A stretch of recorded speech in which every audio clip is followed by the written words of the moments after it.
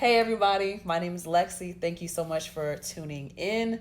Today, right now, I want to talk about the emotional roller coaster of being an artist, things that we go through as artists, mentally, physically, financially. It's just a lot that we go through. And anyone who is in the comment section right now, if you're joining me for live, please feel free to jump into the conversation and let me know some of the ways that you've gone through an emotional roller coaster on this journey to superstardom. Um,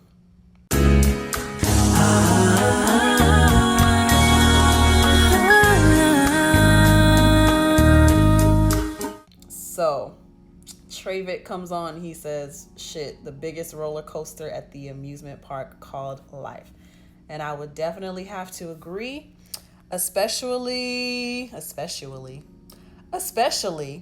this past, I'll say the past 6 months for me have been extremely tumultuous, extremely rough as far as like emotionally and mentally.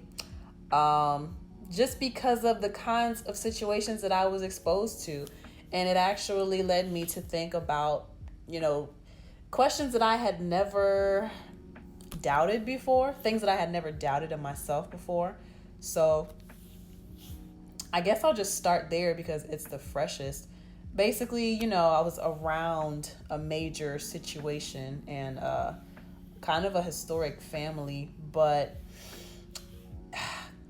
I was disillusioned. I mean, I've already been told that the music industry is evil and, there's a lot of demonic things that happen in the industry and people are corrupt and people are fake and just so many different words, negative words that are used to describe the industry and the people who are in the industry.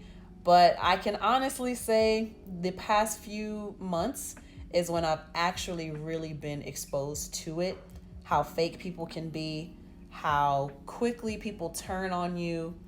And it's like, you're working with an artist who signed with a major and you want the artist to like you, you want the label to like you, you want the managers to like you. It's kind of a stressful situation if you allow yourself to think about it in that way. But for me, let me jump in and out of these comments before I get too much into my own thing. Travik says, you have to be quote unquote delusional to chase the dreams we chase. And that is a truth that I realized probably within the last 6 months, honestly, because when I tell you the things that I have experienced being around the people I've been around, it's just like, man, I knew I had to be tough, but I didn't know in what capacity I would have to be tough. So it's still kind of fresh. So I'm not going to jump all the way in and talk about the people who are involved necessarily. But eventually anybody who looks back, they'll probably be able to tell what it was, who it was, when it was, whatever. So during this time when I was introduced to this major situation, I didn't really feel like it was major at the time. And I'll be honest, I was not impressed by what I was seeing. I wasn't impressed by the performance I was hearing. I didn't understand the hype of, the person we were there for. And some of these things, F it, I don't even care. It might sound like I'm hating, but I'm really not. It's just my perception of things, my perspective, and how I experience these things. So, I wasn't that impressed with what I was seeing. I was initially brought on as a songwriter to help provide dope lyrics. And let me try to get all these thoughts organized because there's a lot of different ideas coming through. And what's up, the radicals? I see you. The radicals, I see you. What's up? So let's start here. I was brought into a situation as a songwriter, and I myself am an artist, right? And I have been considering myself an artist since I was 8 years old. I mean, I started singing since I was 3. I started writing poetry when I was 8. That flipped into writing songs, of course, matching it to instrumentals and beats. And even went so far as I recorded 2 albums in middle school. I do not have a copy of the first album, but I do have a copy of the second album. I'm sure I could find a copy of the first one in my dad's house specifically, somewhere in their storage. But, I have considered myself an artist for a very long time. And because I have considered myself an artist for such a long time, there are just certain things that I've done over the span of my life to prepare myself for being a superstar, prepare myself for different situations that I thought I would be placed in as an artist. A lot of the things I tried to develop, it was more so talent based and personal interaction based. So what I mean by that is I've been working on writing since I was 8 years old. I've been working on singing since I was 3 years old. I've been imitating my favorite artists. I've been studying, what are they doing in interviews? How are they talking? How are they answering questions? What kind of questions are the interviewers asking these artists? And how would I answer those questions if I was asked the exact same thing? Now, granted, I wasn't on that level yet, but in my mind, it doesn't matter whether I'm there yet or not. Someday I'm going to be, so I need to prepare. I need to develop myself because, excuse me, I have, my father is West Indian, which means, Jamaican and an immigrant. I think he's the first generation to come to the U.S. But Caribbean parents, West Indies parents in general, excuse me, immigrant parents in general, they can be very harsh as far as what's a real job and what's not. So you have that aspect for me growing up. And, kind of my fault too. I wanted to be a lawyer before I wanted to be an artist, thanks to the movie Legally Blonde. She made it look so cool. So my parents, for a while, thought that I wanted to be a lawyer. But I switched and I flipped, and I wanted to be an artist, a singer, songwriter in entertainment and music. And, to immigrant parents, West Indies, Caribbean parents, that's not a real job. And it definitely was not something that anyone in my family had seen or heard of before. No one in my family has explored that profession. So it's new. Nobody knows anything about it. No one could really, advise me in that role. So growing up, I never felt like I really had that support. I always felt like I was being encouraged to go into a different direction professionally, do something that's more guaranteed, because just trying to make money off of singing, you're not going to make it, or it's not likely. It's not a high probability that you will be successful or on that big, platform that you think you're going to be on, because you think it's only about talent, and it's about so much more. As we come to realize as we get older and as we dive deeper into how we can become, superstars or whatever. So let's get into some of these comments. Chow MC says, yes, absolutely, bump them. Travik says, your reason why has to be stronger than everything in it. And you really need to have a strong why, because the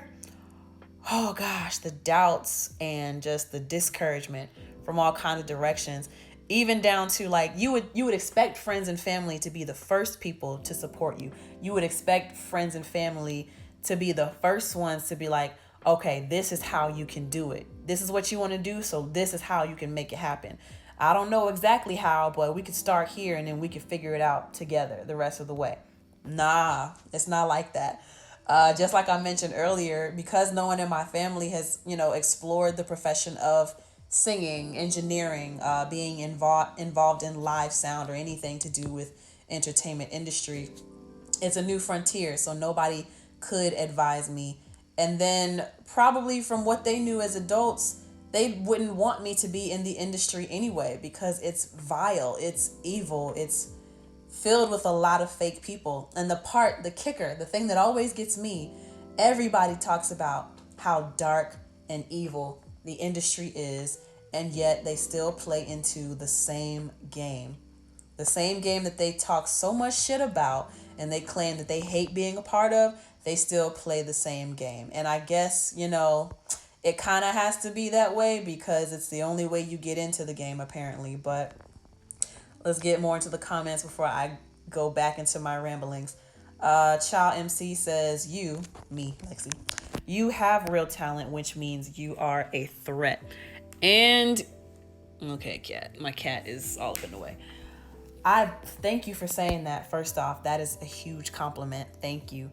You have real talent, which means you are a threat. I believe that. Stay off of my laptop, cat. Okay. I believe that wholeheartedly.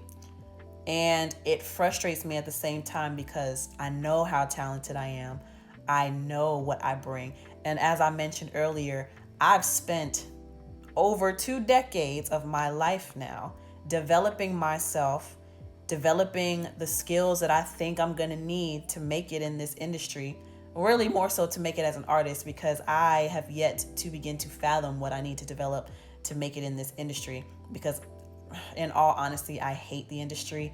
I really don't want nothing to do with it other than the fact that apparently the only way to make money or to be a superstar is to be in the industry.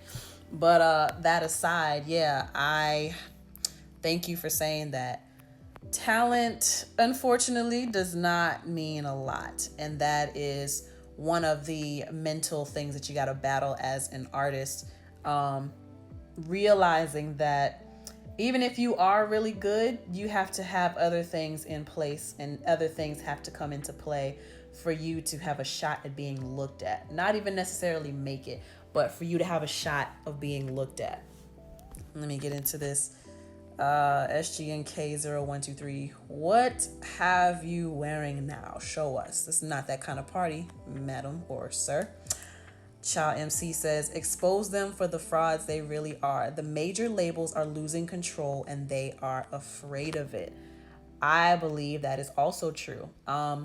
So the thing that's been really great about the development of and the advancement of technology as far as the internet is concerned is you don't need a major label to make it to the masses. Now, the part that gets annoying and frustrating and hurtful, quite honestly, is even though technology has advanced, so has the advancement of capitalism.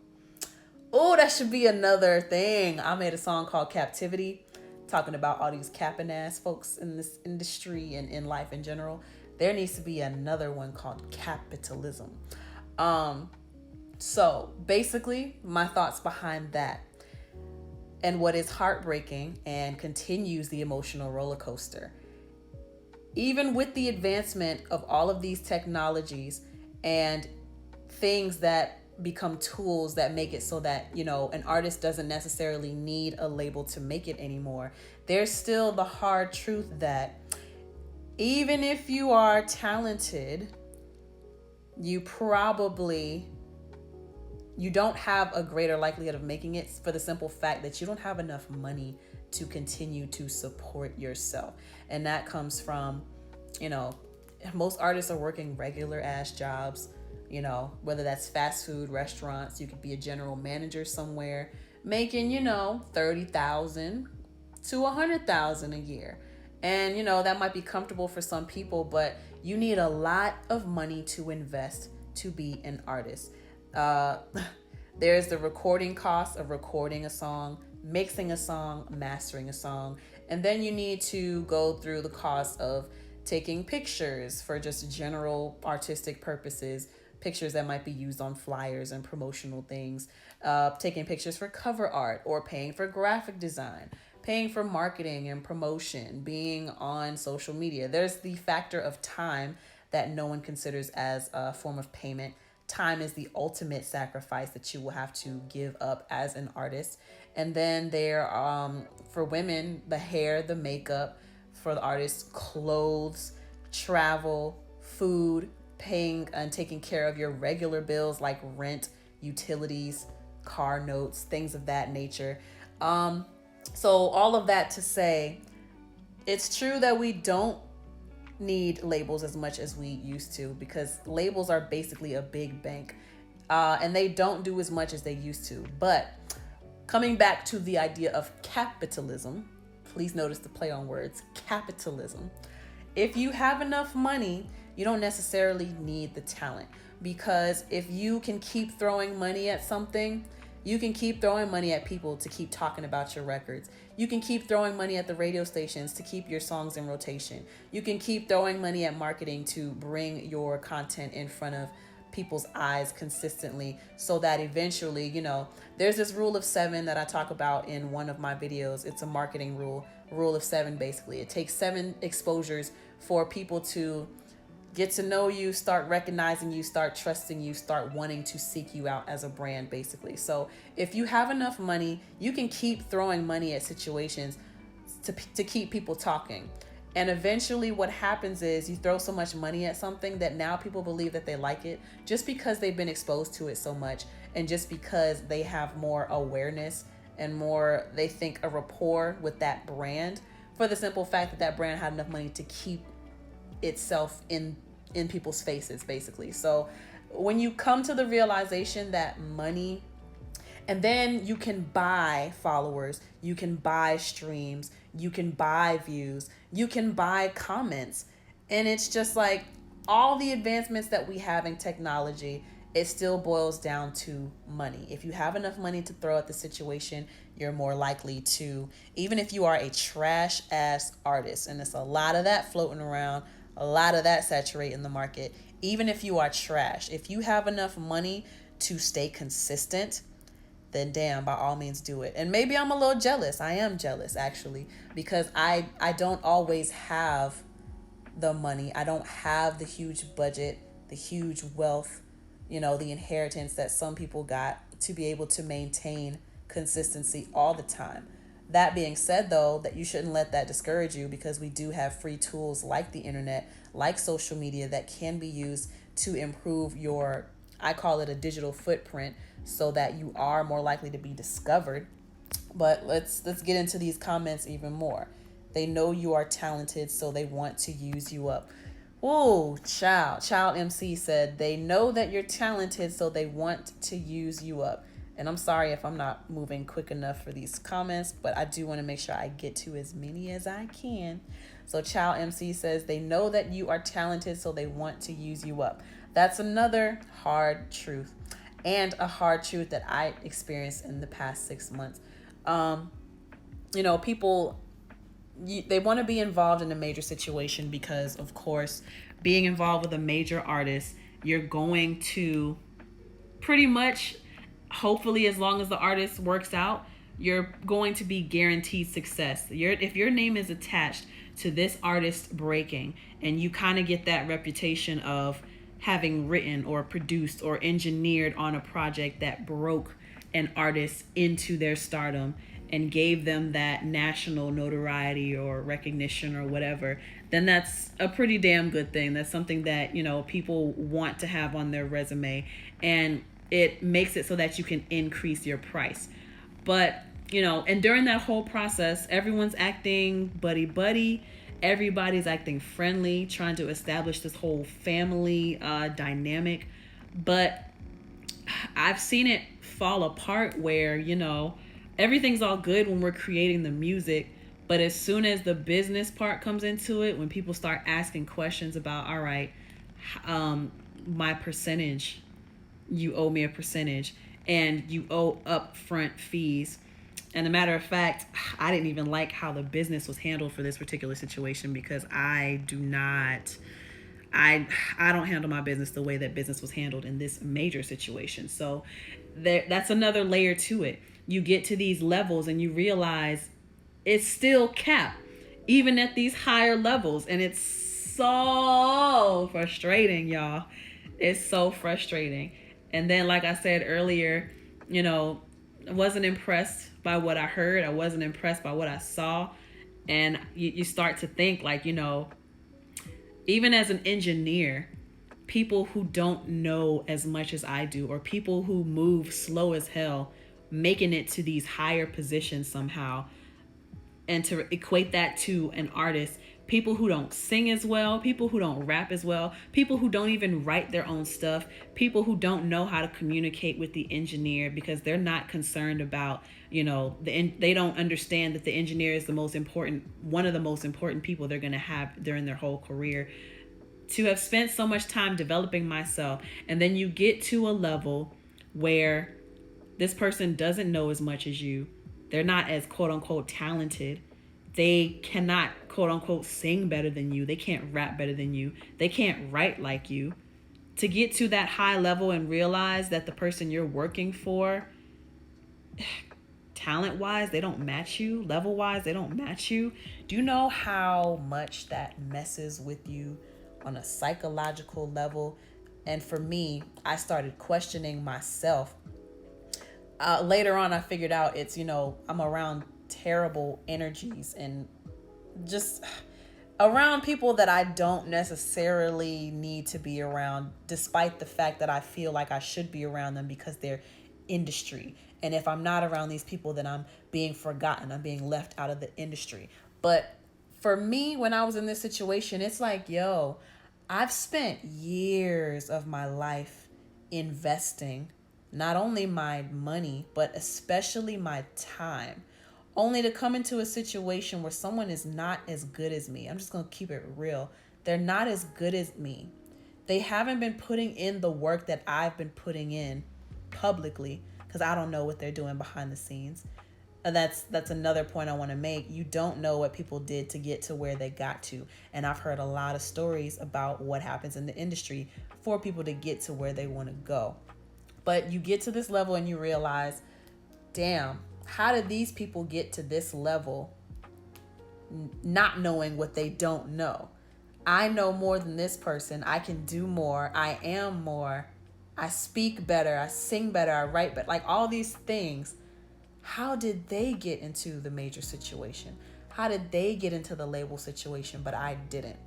And it makes you question yourself, like, what am I doing wrong?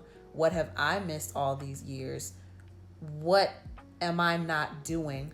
Is there something in all of my years of research that I missed?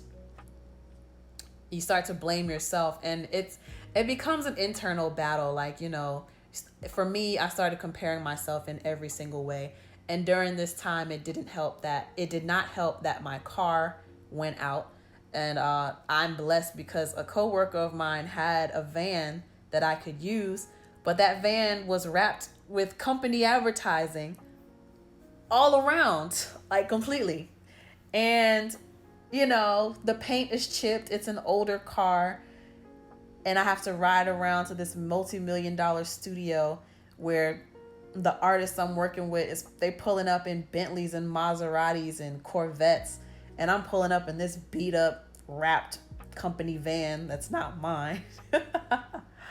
And then I'm comparing myself on a physical level. Like, damn, on a material level, damn, I don't have what these people have.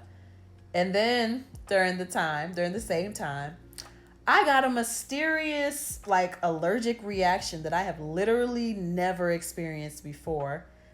Found out that I caught strep throat. And apparently, I didn't know it did this, but not hives necessarily. I guess it would be hives. A bunch of little bumps, like a rash, formed at my throat and came up my chin and onto my face and made my cheeks puffy and big.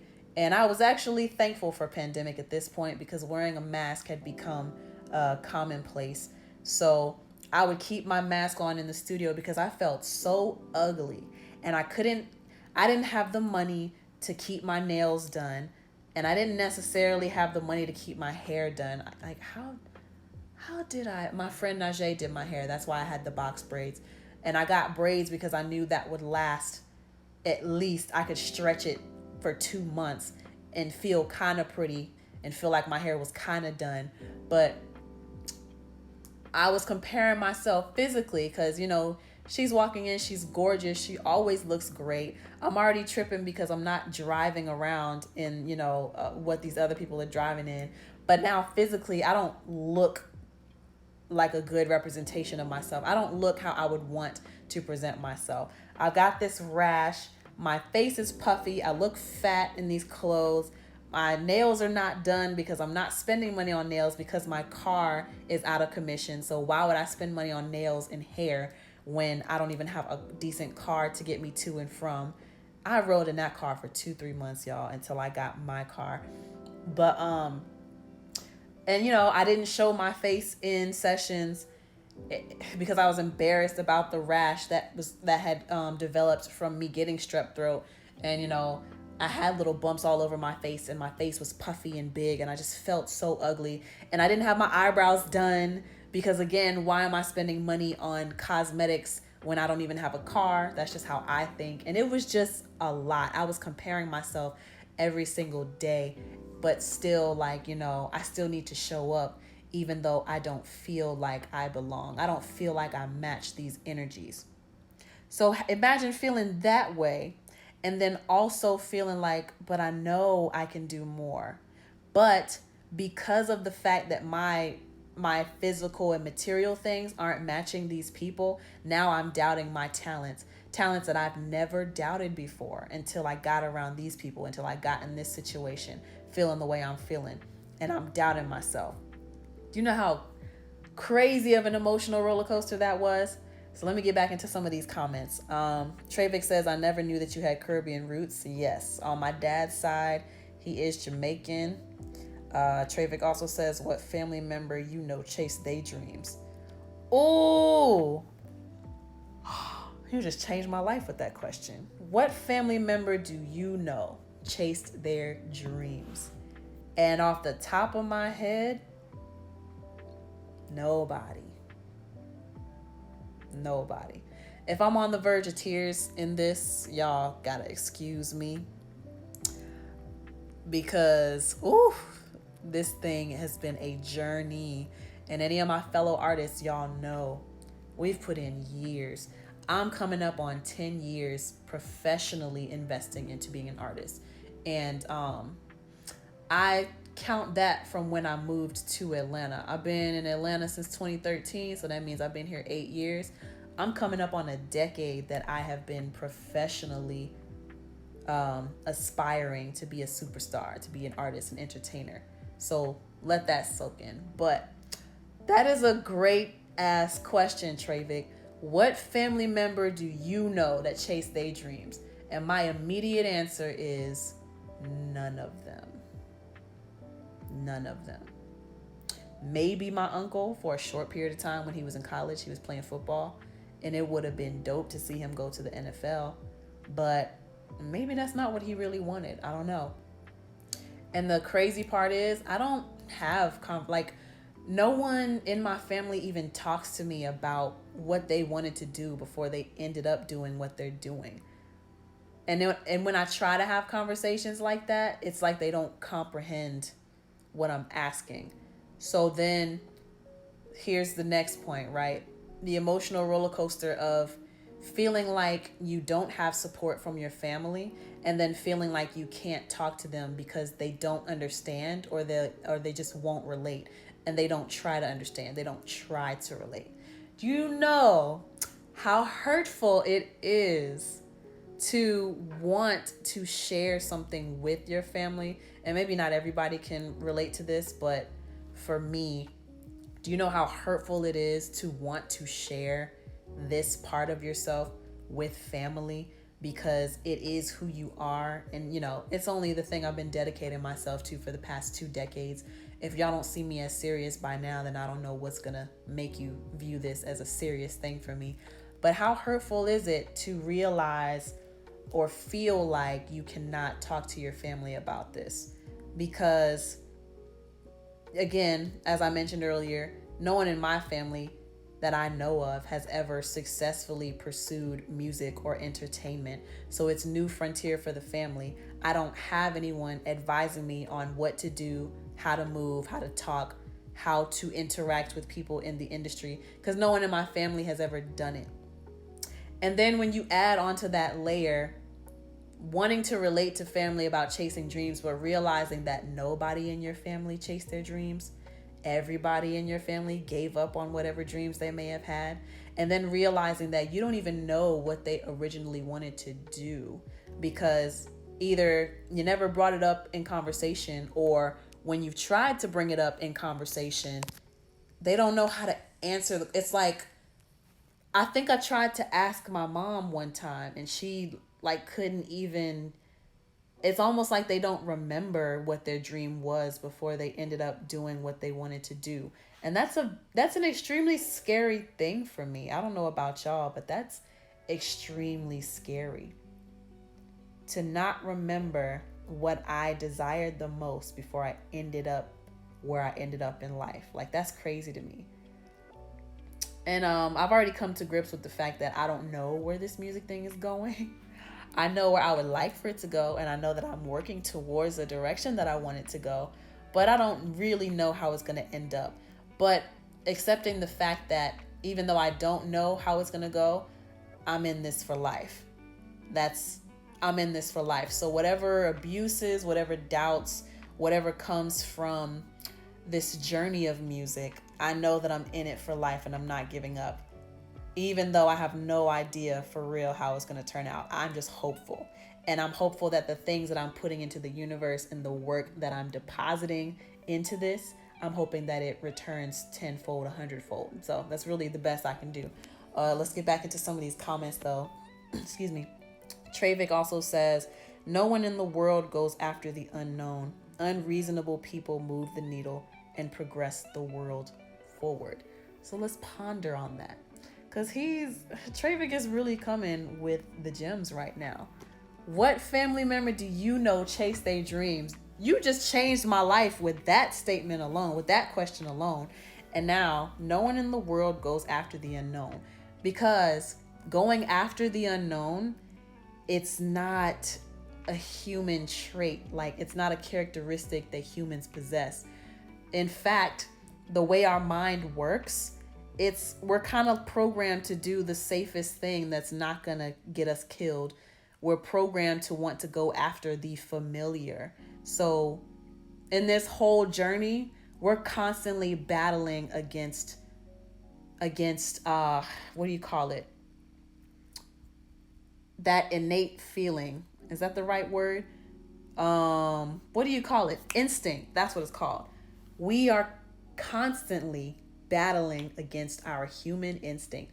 And our human instinct is to not go against the grain. Do things the easy way. So what kind of people are we that we're going against our basic human instincts? Because that's part of survival. Unknown things are scary things. Y'all ever watch The Croods? Everything that caused curiosity ended in you dying. What was that story he told? One day, the little girl, she had a cave. She was safe in the cave. But one day she got curious and went outside the cave and died. That's basically human nature.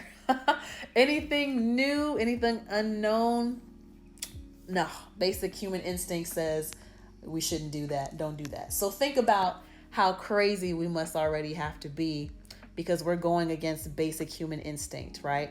All right, the other half of what Travic said, unreasonable people move the needle and progress the world forward. Because really,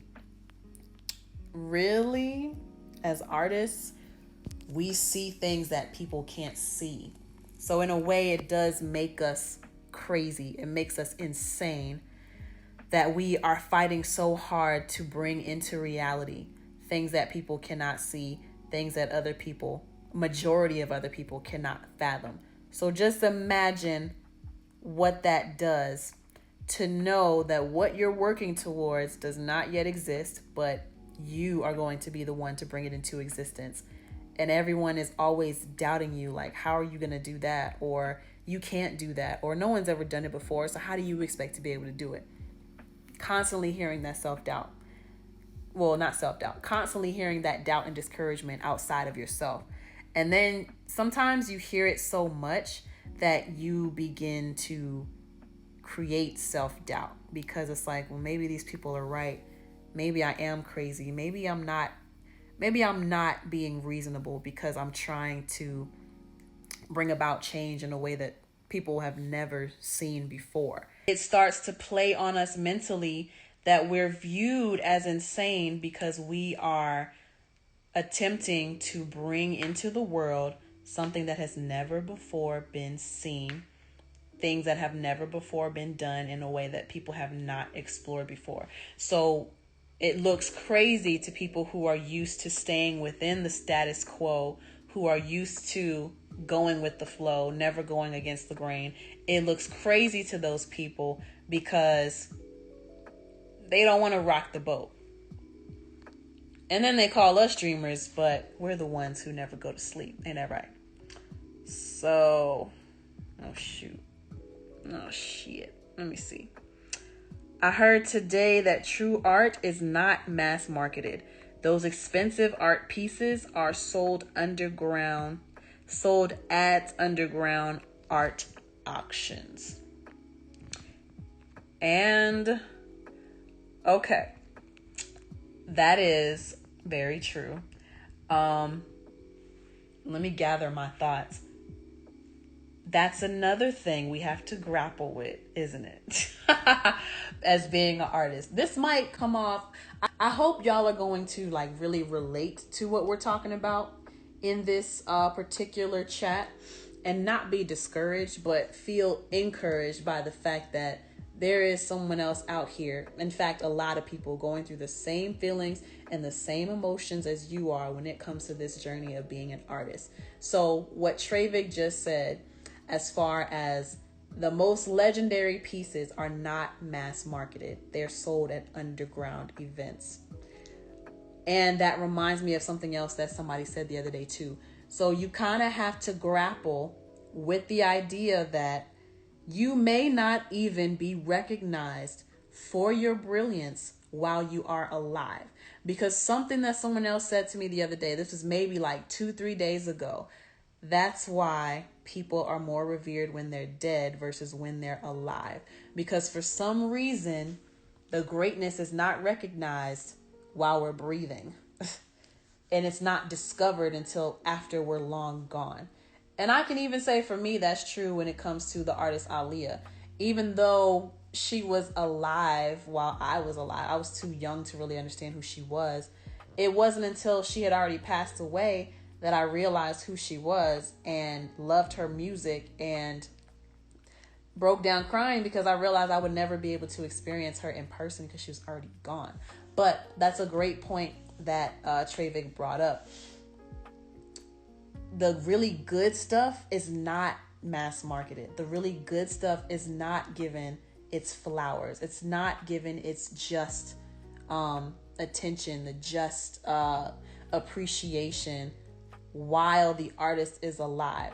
So that's also something that we as artists have to grapple with. And that brings on its own set of emotions. Like, damn, what if I'm doing all of this right now and we want to be recognized? We want people to tell us how good we are. We want people to say, damn, you really changed the culture, or because of your song, I got through this situation. But to know that in our lifetime, we might not see that recognition. So not only are we crazy because we're building towards something that doesn't exist, we're also building for something that we might not even experience in our own lifetime. Isn't that crazy? Isn't it crazy? That's crazy to me. My nail feels weird under here. It's time for new nails. That is crazy though, isn't it? So not only are we mad and insane because we are introducing ideas that no one has ever introduced or seen before, but we're also working to make things come to life that we might not even be able to experience for ourselves in our own lifetime, or at best we won't be able to experience it at our prime. But that should not discourage you, because I think of stories like LMA where, you know, Boot Up took 1.5 2 years before it had been released, for 1.5 or 2 years before it blew up onto mainstream. That's a nice story. And the lesson for that is, not to sound like cynical or whatever, but the lesson in that is your stuff is always going to be new to somebody. So It might be old to you, but it's always going to be new to somebody. There's always going to be a new ear, a new face. Somebody is going to discover it. It's going to be brand new to them. And what we have to remember is that we can't stop just because we're not getting the mainstream or the national or international recognition that we so badly desire. We have to keep putting out and putting out content. It might not be appreciated today. It might not be appreciated this month, this year, the next 5 years, the next 10 years. But we have to keep putting out content to build up and to solidify our legacy. Because even though we might not be able to enjoy the fruits of our labors in our prime or even in our lifetime, we still have to keep putting out the artwork, because we know that someday will be placed in history books. Someday our work will be revered. Someday some new ear is going to hear it, and that ear will probably have the power and the influence to tell millions of people to go back and listen to this artist. Go back and view this work. Go back and listen. And that's really beautiful when you think about it.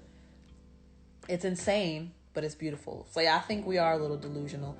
I think we all need to, and I've been adopting this philosophy. Side note, I think we need to be as delusional as rappers who come into the studio. They've only been rapping for 3 months and they don't write anything. They freestyle everything, but they just know everything they put down is a hit. It's fire.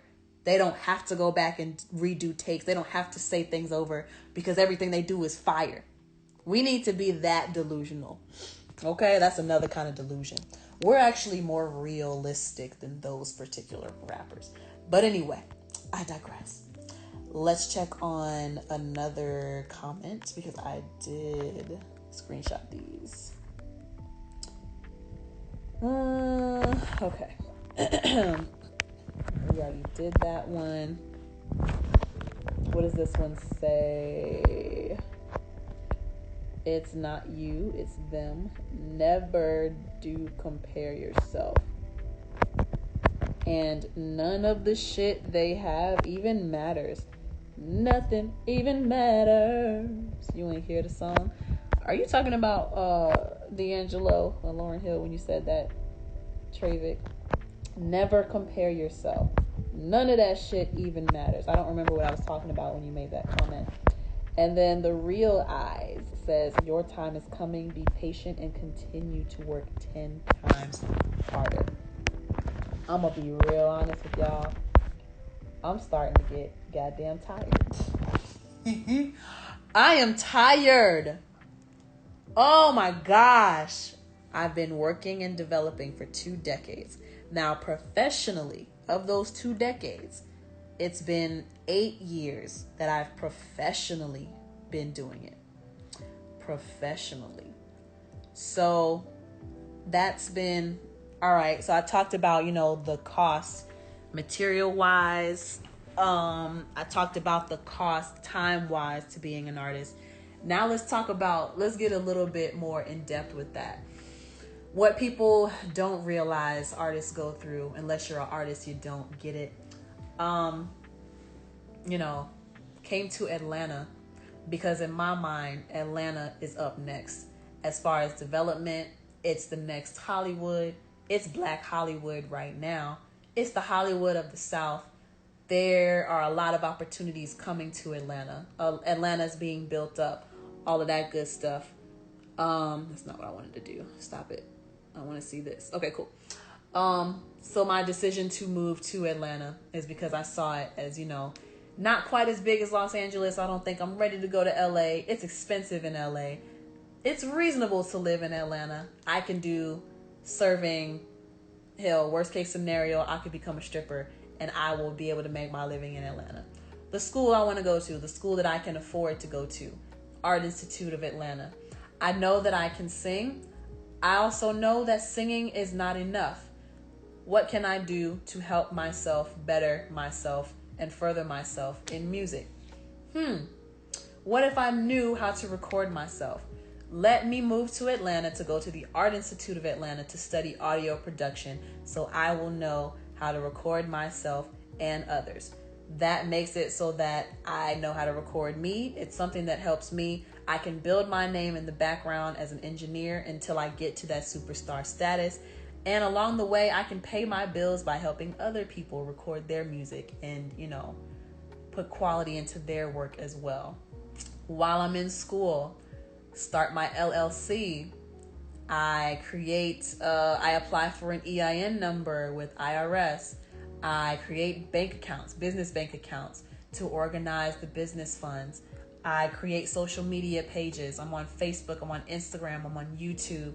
I invest in my own website and I maintain those things for years. And, you need to post every day to get that engagement. So I'm constantly taking pictures of what I'm doing, videos of where I'm going. I buy a video camera. Hold on. Let's backtrack. LLC, $200. EIN is free. Website, $200 per year. Business account, that's free, but you got to maintain a certain balance so they don't charge you. Social media, the time that it takes, creating the content, the constant real estate that it keeps in my mind that I need to be doing things that create content. I need to keep taking pictures. I need to keep taking videos. I need to keep vlogging. Oh my God, my phone is not enough. I need a dedicated video. Canon PowerShot, or was it a Canon PowerShot? It was a little teeny camera. I think so. It was like $100 from Target. Bought that, held on to it for a year or two. This is not enough quality. Upgrade to a Nikon. Better quality, but I have to buy individual batteries. I want a rechargeable battery pack. How much was that Nikon? That Nikon was $150 on Facebook Marketplace. Upgrade camera to a Canon M50, $800 investment. New phones, $200 investment. Again, there's the investment of time, not just in social media, constantly posting at least once a day. On, like Facebook, Instagram, Twitter. Forgot about Twitter. Posting tutorials and vlogs once a week on YouTube. Singing tutorials, Pro Tools tutorials. Working in studios, working a regular job, studying. Somehow finding the energy to also party as well, I might add. I don't know how the hell I did it without having money, but somehow was able to party like 3-4 times a week and go to school and work at a job and intern at a studio. And yeah, to go back to the whole social media thing, watching videos like Gary Vee saying that, you need to create your digital footprint. You need to put out content. So I'm constantly putting out content, right? It's a lot of work. I'm juggling jobs. I'm juggling bills. So that's an investment of time that is just unimaginable to people who are not on this journey. All the clothes, the outfits, can't be seen in the same outfit twice at these different performances, right? I always need to have my hair done, especially as a female, because we get judged more critically than males do on our appearance at these shows. I need my hair, makeup, nails done. I need new clothes every time I perform. It costs money to perform at some of these shows. Being scammed out of money, $800 to do this modeling thing, to get my hair and makeup done and to get some pictures taken. And she says she can get me placed in XXL magazine. Don't get placed in the magazine, but that's all right. I still got my pictures, right? Nope, I'm out of $800. And now all I have are memories of this photo shoot, but no actual freaking pictures. What else? I remember that one time I spent over $800 to go to New York for one night to perform in a showcase that I was invited to go to. What was that DJ's name? DJ Absolute in New York. $500 for the plane tickets and for the hotel, $200 artist performance fee. Yeah, and how much is it to get into these clubs? $10 cover charge, $10 to perform one song. And you're doing that 1-2 times a week, maybe. still putting out content, still putting out tutorials. That's the point I wanted to make with the Gary Vee thing. Gary Vee says you got to give the people value. You got to give them knowledge. You got to offer them something free before you can ask them to buy anything from you. So years of pouring into tutorials and providing that value for people, spending all this money, working, doing all of that, getting scammed, realizing that a lot of these showcases are predatory. And there might be industry people at these shows, there might not be, but realizing that a majority of it is all scam and it's just a ploy to get money. Showcases that charge you $20 to upwards of $300 to be a part of their stage, even though it's not real industry audience. You're basically lining their pockets. And then, still investing in education outside of school, because school is not the only place you go to get educated. No, you're investing in seminars, you're investing in camps and different things like that. I appreciate you for coming to the chat, Trayvik. I'm sorry you're going to miss the rest of it, but I think we've gotten through a majority of it. Yeah. Okay, so let's stop with the rambling on all of that. A lot of investment. And I forget the original comment that sparked that ramble. Let me see. Yeah. Oh, the real eyes. You be patient and continue to work 10 times harder. That's how much work has been getting put into this thing, let me tell you. But y'all already know it. Y'all are all fellow artists. So now this one is, my ex-engineer was amazing and dope as fuck, but their ego was something else. So I had to find someone else. Yeah. Dealing with people's egos and having to be very careful about how you talk to people, who you talk to, information you reveal. Because when you finally do get into these rooms with these big people got some fragile egos. And these big people, they like their ass to be kissed. And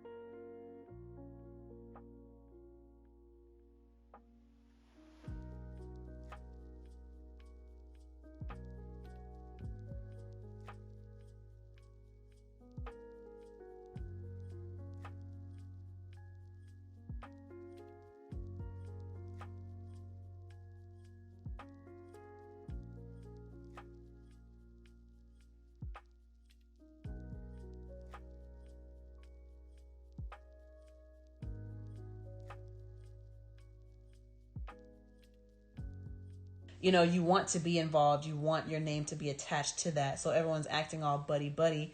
But then when it comes time to talk about the business, everything falls apart. And suddenly, Child MC said earlier, they use you up for what you have.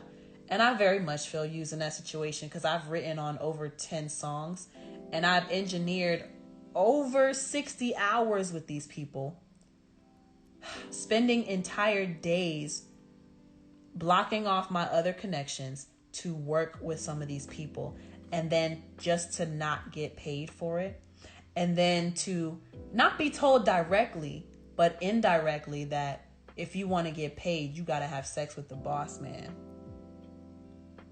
If you want to get paid, you got to do this favor for the boss man. He's the one that cuts the checks. So I guess I'm just not going to get paid then, because I'm not doing it. So there go, 3 months of my life down the drain. Well, no, they did pay for the first month out of their own pocket, which is what you're supposed to do. But whatever. And I thought artists got recording budgets, but whatever. I'm tired of arguing with people on that point. That is an upfront cost. And production is a partially upfront cost. But, you want to be, attached to these major situations. And so everybody goes in buddy. But when it comes time to talk about the business, everything falls apart because the same people who are calling you family and sis and brother and fam and cuz, auntie, uncle, whatever, the same people who are trying to be buddy with you, they turn around and cut you out of songs, or they don't pay you for your time, or they don't pay you the fee.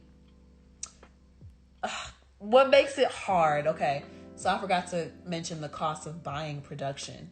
I've been blessed enough that because I went to school for audio production, I make connections with producers and other engineers and other people who have access to studios and all that. So I haven't necessarily had to pay for production until very recently. But, it's to my understanding that you pay an upfront fee to the producer. Whether you're going to use the song or not on your project, you pay an upfront fee, whether that's for a lease or for an exclusive from the producer, because you intend on releasing the song, right? I'm accustomed to being paid upfront for my service as an engineer and a songwriter. So this is a new business structure for me. I'm gonna get off this topic though, because it's a lot, bro. It's a lot. But, my main point was these people will be buddy with you when it comes to creating the things that they need, the material that helped them get signed by the label, I might add. But then when it comes time to talk about the business, these same people, to include their label, are trying to find ways to finesse out of having to pay you what you owe, and finesse out of giving you the standard percentages that you are owed on this music. It's a lot. Ooh, I needed to talk about this. We're going to blow up. The Real Eyes says, so true. The funny thing about it, we're going to blow up and be on top. You feel exactly how I feel. Treyvik, before he left, said, the crazy part, I think human instinct used to be exploring the unknown. If it wasn't, wouldn't have the language we speak, the way we live, the way we learn to operate. I think we got comfortable. I would say that's true. Somewhere along the line, we stopped wanting to explore. All right, everybody, that's going to conclude part 1 of Emotional Rollercoaster of Being an Artist. Make sure you stay tuned for part 2 of this conversation.